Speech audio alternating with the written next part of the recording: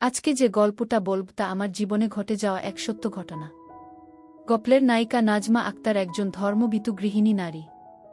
স্বামী আজমল ও এক ছেলে নাজমুল এবং এক মেয়ে নূপুরকে নিয়ে তার সুখের সংসার। ছেলে নাজমুলের বয়স ২২ বছর, মেয়ে নূপুরের বয়স ৫ বছর। নাজমুল এই বছর সদ্য ম্যানেজমেন্ট বিষয় হতে মাস্টার্স পাস করেছে।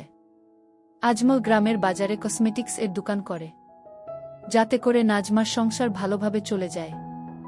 নাজমা দেখতে বলিউড নায়িকা সোনাক্ষী সিনহার মতো, কিন্তু নামাজ, রোজা ও পর্দার ব্যাপারে খুবই সতর্ক। সপ্তাহে একবার নাজমা আজমল এর কাছ থেকে কাজ করিয়ে নেয় এবং এতেই নাজমা অনেক খুশি। ঘরের কাজ এবং নামাজ রোজা করেই নাজমার দিন পার হয়ে যায়। নাজমা এবং আজমল ৮ বছর প্রেম করে পালিয়ে গিয়ে বিয়ে করে, যার কারণে নাজমার পরিবার থেকে এখনও ওদের সম্পর্কটা মেনে নিতে পারে নাই। আজমল এবং নাজমা বাদে নাজমুল ও নূপুর নাজমার বাপের বাড়ি যেতে পারে। নাজমার মা টুনি বেগম নাজমুলকে নিজের জীবনের চেয়ে বেশি ভালোবাসে। নাজমুলের বর্তমানে বেকার সময় যাচ্ছে, নাই পড়ালেখা নাই কাজ। বিকালে বাবার কাছ থেকে বাজারটা আনা হলো নাজমুলের একমাত্র কাজ।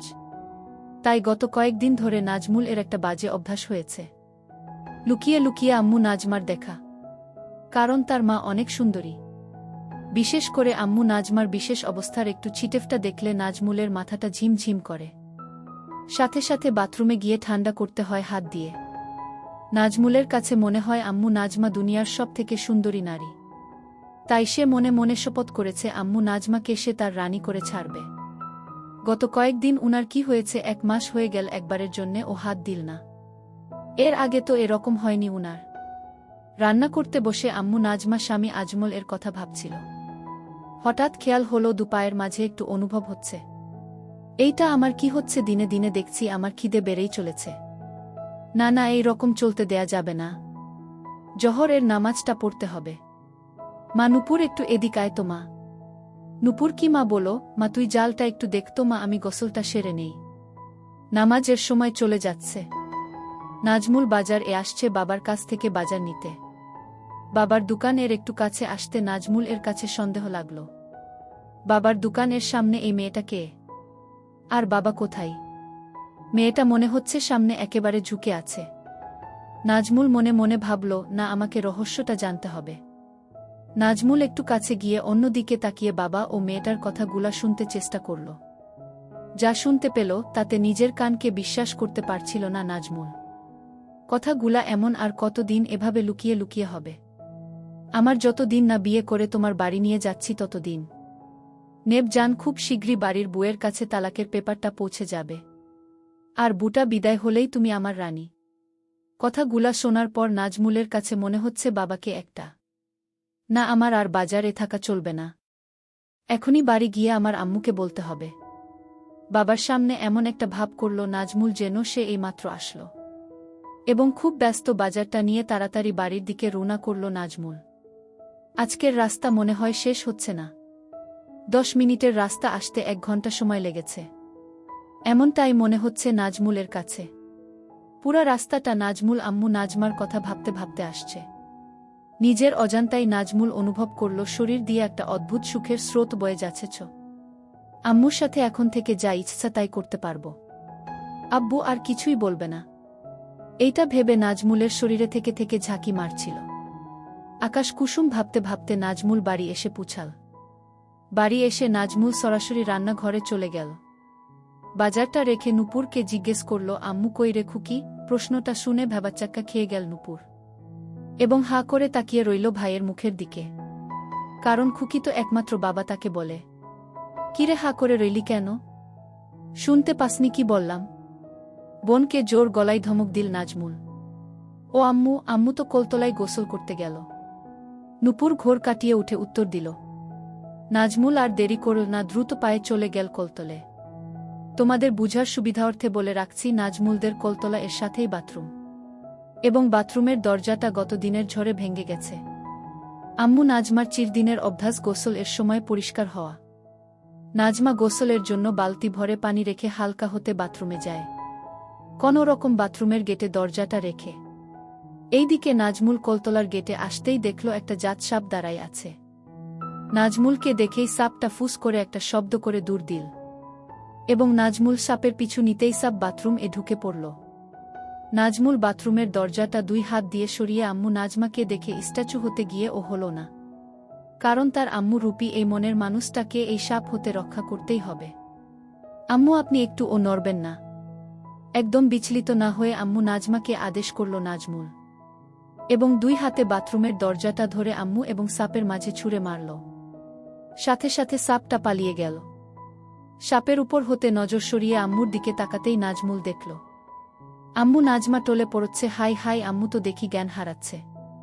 মনে মনে প্রমোদ গুনল নাজমুল আম্মু নাজমাকে কোলে করে কোলতলে নিয়ে আসে এবং আম্মুর লেগে থাকা ময়লা পানি দিয়ে পরিষ্কার করে ঘরে নিয়ে আসে।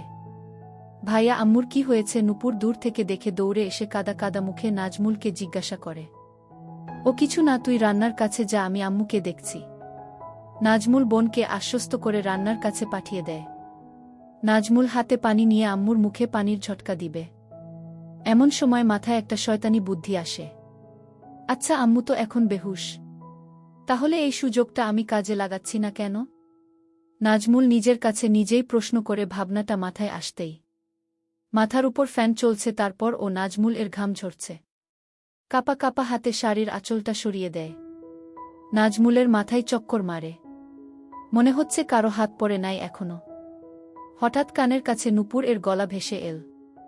ভাইয়া, ভাত রান্না শেষ, এখন কি করব? নাজমুল আম্মু নাজমার মুখ সরাতে সরাতে ভূত দেখার মতো করে বলল, তুই এখানে আসছিস কেন? ওখান থেকে বললেই তো পারতি। তুই রান্না ঘরে গিয়ে মাছটা কাট, গিয়ে আমি আসছি। নাজমুল ভাবল না আর এটাকে দীর্ঘায়িত করা যাবে না, এখনই আম্মুর জ্ঞান ফেরাতে হবে। তার আগে আমার জন্মস্থান এবং আমার স্বর্গটা একটু দেখে নেই।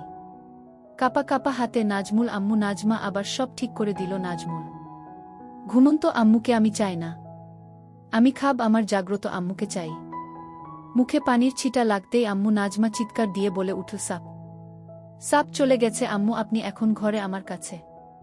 এই যে দেখেন, বলতে বলতে নাজমুল আম্মু নাজমাকে কাছে টেনে ধরল। নাজমার স্বাভাবিক হতে 3 থেকে 4 মিনিট সময় লাগল এবং নাজমুল এই সুযোগে আম্মুকে ধরে রাখল।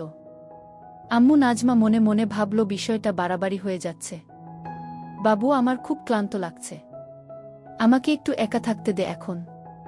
ঠিক আছে আম্মু, আপনি রেস্ট নিন, আমি রান্নাটা দেখছি, আর একটু পরে উঠে গোসল করে খেয়ে নিবেন। আম্মু নাজমাকে ঘরে একা ছেড়ে নাজমুল রান্না ঘরের দিকে চলে গেল। কি হয়ে গেল আমার? যেই আমার স্বামী ছাড়া আর কাউকে কোনোদিন দেখতে দিলাম না, আজকে আমার কোনো পাপের কারণে এত বড় সর্বনাশ হয়ে গেল।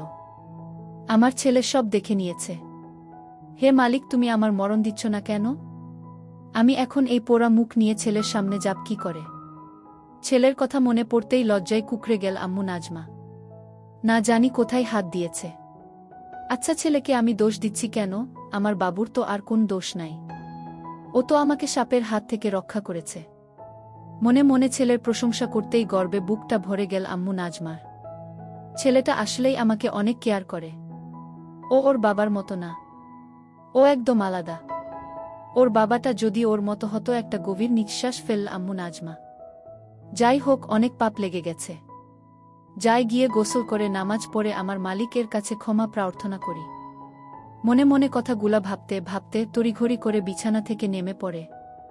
আম্মু নাজমা দরজার কাছে গিয়ে পা দুইটা যেন অবশ হয়ে আসল। আম্মু নাজমার ছেলে যে তার সামনে রান্নাঘরে বসে এই দিকে ফিরে তরকারি কাটছে। এখন ছেলের সামনে দিয়ে কোলতলে যাবে কিভাব, এই ভেবে আম্মু নাজমার ঘাম বের হচ্ছে। তবুও যে আমাকে যেতেই হবে, আমাকে পবিত্র হয়ে আমার মাওলার হুকুম পালন করতে হবে এবং আমাকে ক্ষমা প্রার্থনা করতে হবে। ভাবতে ভাবতে বড় একটা ঘোমটা টেনে দ্রুত পায়ে কোলতলে চলে গেল আম্মু নাজমা। রান্নাঘরে বসে ঘোমটা দেয়া আম্মুর দ্রুত চলে যাওয়ার দৃশ্য দেখতে দেখতে নাজমুল মনে মনে হাসতে হাসতে ভাবল, আমার আম্মুর লজ্জা দিন দিন বেড়েই চলেছে। খুকি, আমার তরকারি কাটা শেষ, তুই তরকারিটা কষিয়ে নিয়ে ভাজি করা মাছটা দিয়ে ঝোল রান্না করিস। আমি বাবার সাথে ফোনে কথা বলে আসি। হ্যালো আব্বু, আজকে আপনাকে একটু আগে আসতে হবে, কারণ দুপুরে আম্মু একটা জাত সাপ দেখে খুব ভয় পেয়েছে, তাই আম্মুকে একটু কেরামত আলী মাওলানার কাছে নিয়ে যেতে হবে। কলতলার কাছে গিয়ে ফোনে লাউডস্পিকার দিয়ে আব্বুকে কথাগুলা এক নিঃশ্বাসে বলে ফেলল নাজমুল। তোর মা মরুক, তাতে আমার কিছু আসে যায় না। তোর আম্মু তুই নিবি না কি করবি সেটা তোর ব্যাপার। আমাকে এই সব আলতু ফালতু ব্যাপার নিয়ে ডিস্টার্ব করবি না। এখন বড় হয়েছিস, সংসার মা বোনকে একটু সামলাতে শেখ। আমাকে আমার মতো ছেড়ে দে তোরা। আর হ্যাঁ, কাল থেকে তুই দোকানে বসবি। কথাগুলা খুব রাগের সুরে বলল আব্বু আজমা। কাল থেকে পারবো না, কারণ কাল আমার একটা গুরুত্বপূর্ণ কাজ আছে।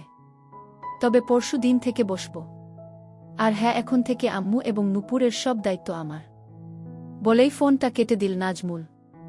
আম্মু নাজমা গোসল শেষে বাপ বেটার ফোন আলাপ মন দিয়ে শুনছিল। ফোন আলাপ শেষ হতেই বড় করে ঘোমটাটা টেনে দিয়ে দ্রুত পায়ে ঘরের দিকে যাচ্ছিল আম্মু নাজমা। আম্মু নাজমা ভারী হওয়ায় আম্মু নাজমার দ্রুত হাঁটার তালে তালে দুলছিল, যেটা দেখে নাজমুলের মাঝে দামামা বাজতে লাগল। আম্মু একটু দাঁড়ান তো ওখানে। কাছে গিয়ে সামনে দাঁড়িয়ে আম্মু নাজমার দুই বাহুতে হাত রাখল নাজমুল। আম্মু, আমি জানি আপনি বাবার কথাগুলা সব শুনেছেন। বলেই মাটির দিকে তাকিয়ে থাকা ঘোমটা দেওয়া আম্মু নাজমার ধরে একটু উপরে তুলে কপালে চকাস করে একটা হামি দিল নাজমুল। বাবা আর আমাদের আগের মতো ভালোবাসে না আম্মু। বাবা এখন শুধু আমাদের দূরে সরিয়ে দিতে চাই আম্মু। কিন্তু আপনি একটু ও মন খারাপ করবেন না, আমি আছি না। আমি আপনার সব কষ্ট দূর করে দেব আম্মু। এখন থেকে আপনার এবং নূপুরের সব দায়িত্ব আমার। কথাগুলা আবেগী সুরে বলেই আম্মু নাজমাকে কাছে টেনে নিল নাজমুল। কত সময় এভাবে দাঁড়িয়েছিল মা ছেলে। আম্মু নাজমা বা নাজমুল কেউই বলতে পারবে না। ভাইয়া সব কিছু রান্না শেষ। হঠাৎ নূপুর এর কোথায় সম্বিত ফিরে পেল আম্মু নাজমা এবং নাজমুল। এক প্রকার অনিচ্ছা শর্তে আম্মু নাজমা ছেলের বাহুডোর থেকে ছাড়া পায়। হিতাহিত জ্ঞান প্রায় ভুলতে বসেছিল আম্মু নাজমা। সম্বিত ফিরে পেতেই এক রাস আম্মু নাজমাকে ঘিরে ধরল। ছি, আমার ছেলে আমাকে এভাবে ধরে। ছি, আমি আর ভাবতে পারছি না। এক প্রকার দৌড়ে ঘরে গিয়ে নামাজ দাঁড়িয়ে পড়ল আম্মু নাজমা। আম্মু, মাগরিবের নামাজের পরে রেডি থাইকেন। আপনাকে নিয়ে একটু কেরামত আলী মাওলানার কাছে যাব। আম্মু নাজমার দৌড়ে পালানোর দৃশ্য দেখতে দেখতে মুচকি হেসে বলল নাজমুল। ভাইয়া খেতে আস, আম্মু ডাকে। আসছি। নাজমুল এর ঘর থেকে উত্তর দেই নাজমুল। আম্মু, তাড়াতাড়ি খেয়ে ঘুমিয়ে পড়ো, আমি আর তোমার ভাইয়া একটু হুজুরের কাছে যাব। খেতে খেতে মেয়ে নূপুরকে তাগাদা দেই আম্মু নাজমা। বাড়ির বাইরে কোথাও যেতে চায় না আম্মু নাজমা। কিন্তু কেরামত আলী মাওলানার কাছে যেতে কখনো না করে না। নাজমুলদের বাড়িতে সবাই মাটিতে বসে খায়। আম্মু নাজমা এবং নাজমুল মুখোমুখি বসে খাচ্ছে। ঝুঁকে মাটিতে বসে খাওয়ার জন্য আঁচলটা একটু গেছে। আম্মু কি বোরখা পরে যাবেন? ইঙ্গিতটা আম্মু নাজমা বুঝতে পারে। তাড়াতাড়ি আঁচল ঠিক করতে করতে, না বাবা, বোরখা পাপ কোথায়? তোর বাপ কি আর বোরখা কিনে দিয়েছে আমাকে? আগের বোরখাটা ছিঁড়ে যেতেই কতবার বললাম একটা বোরখা কিনে দাও। দিল না কিনে, তার নাকি টাকাই থাকে না। অনুযোগের সুরে বলল আম্মু নাজমা, গু আমি কিনে দেব। আজকে শাড়ি পরেই চলেন। আম্মু নাজমার অপাদ মস্তক দেখতে দেখতে বলল নাজমুল। খাওয়া দাওয়ার পাট চুকিয়ে নিয়ে নাজমুল তার নিজের ঘরে এসে রেডি হয়ে নিল। আম্মু নাজমা মেয়ে নূপুরকে ঘুম পাড়িয়ে রেখে আয়নার সামনে দাঁড়িয়ে চোখে একটু কাজল দিয়ে নিল, আর একটু আতর মেখে নিল। এই আতর আর কাজল ছাড়া কোনো প্রসাধনী ব্যবহার করে না আম্মু নাজমা। আম্মু নাজমা দরজার শিকল টেনে তালাটা লাগিয়ে ঘুরতেই দেখল নাজমুল ভ্যাবলার মতো হা করে তাকিয়ে রয়েছে। একেবারে অপ্সরীর মতো লাগছে আম্মু নাজমাকে। নিজের নিয়ন্ত্রণ হারিয়ে ফেলেছে নাজমুল। মনে মনে ভাবল, আজ যেভাবেই হোক আম্মুকে কাজ করে দিতে হবে।